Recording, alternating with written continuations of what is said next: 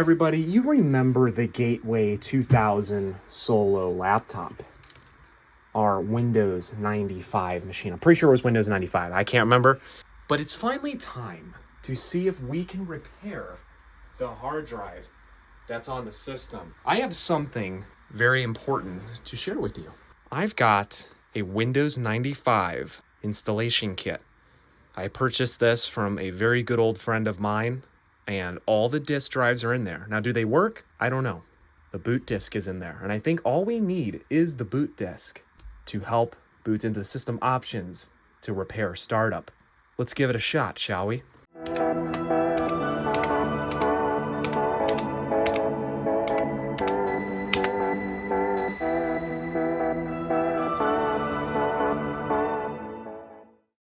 That is a cool thing in itself. Definitely want to do a video about that.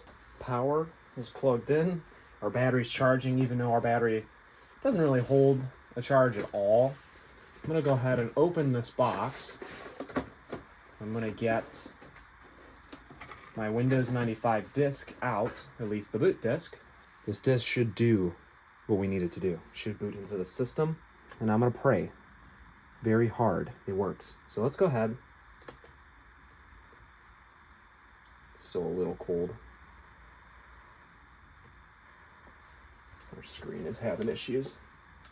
It's not too bad right now, but so the screen is a little messed up. Right now, the screen's just acting up, but that says "Welcome to setup."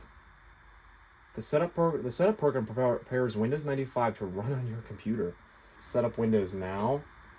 To learn more about setup before continuing, press F1 to quit setup without installing Windows. Note, if you have not backed up your files recently, you might want to do this before installing Windows to back up your files. We might have to try to fix that screen if we can. That is the boot drive though. It is working. So let's go ahead and press exit. F3 for exit. To quit. Yes. Let's maybe try and see if we can fix the screen first. That might be a crucial point to be able to see what we're doing. Let's go ahead and try to tackle that now.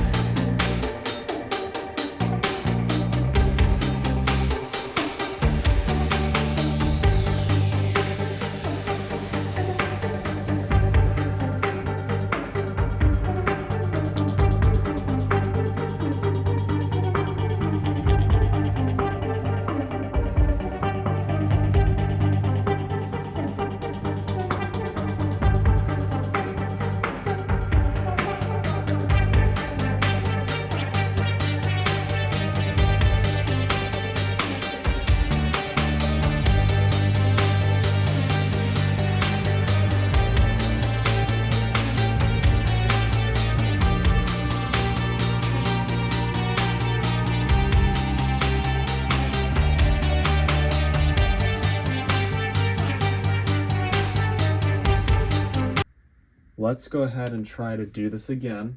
Let's try to boot the system back up and see if we can get into a repair recovery mode. Not a whole lot I can do with the screen right now. I did find one on eBay for like $32, the whole screen, and it's actually in the ribbon cable itself that's damaged. But the screen is still kind of viewable right now. So maybe if I can make an offer on that and try to get that price down a little bit low, because for an old laptop like this, who knows what could possibly be wrong with that screen. Am I willing to give it a shot? Not sure yet, but would like to see if we can get Windows working on here first. If I can do that, then maybe I'll see it as worth it, because I already paid 25 bucks for this thing. That would make this whole setup 65 even without a power supply or something like that, however the math goes. Let's go ahead and try to boot into MS-DOS. That's going to be our best bet. We're going to try to do that. So I had to boot the floppy drive in. Let's go ahead and see if we can exit setup and see if it'll go to a DOS prompt. The screen actually doesn't look bad when it tries to do color. And I remember when I first bought it, the screen was not doing what it was doing. But for some reason now it messes up. So, especially when it's trying to do color mode too. Like you can see here, it's just doing it a little bit. But when it goes to color mode, it really does it. Yeah, you can see right there where it does it. And you can see if I go ahead and I touch, like if I touch the display cable, you can see that it makes it worse. See when I push on it, sometimes it gets pretty bad too. So, and this side of the monitor gets hot for some reason too. Not sure why that is, but I mean, aside from that, it's still, you know, it's still pretty viewable from the angle that we're at right now. Let's go ahead and see if I can get booted into MS-DOS. Whenever I press for like remove color, it actually looks a whole lot better. It's kind of crazy, but maybe we'll do that. It'll look a lot better. So let's do F3. Oh, you can still see that. It's going to cause some issues right there. Windows 95 is not completely installed. If you want to quit setup now, you'll need to run the setup program again. Yes, so do F3. Looks like we have an MS-DOS prompt up there. I think that's what we're looking for. And then we got, I think, do like that. Apologize for my family members in the background. They're being loud. IR. Now, I'm just doing these codes for the first time. I don't even know how this is going to work. Oh, okay. There we go. All right, then we need to do scan disk.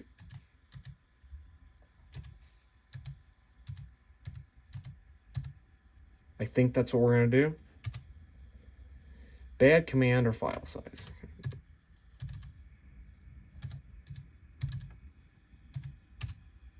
Okay.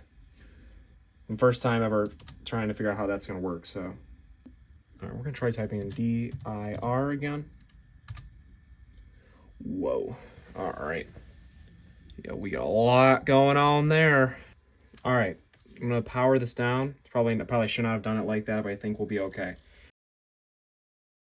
What we're going to try to do is I'm going to try to reinstall Windows into that drive and see if we can save all the files that are on it, possibly. I'm going to go ahead and boot it up.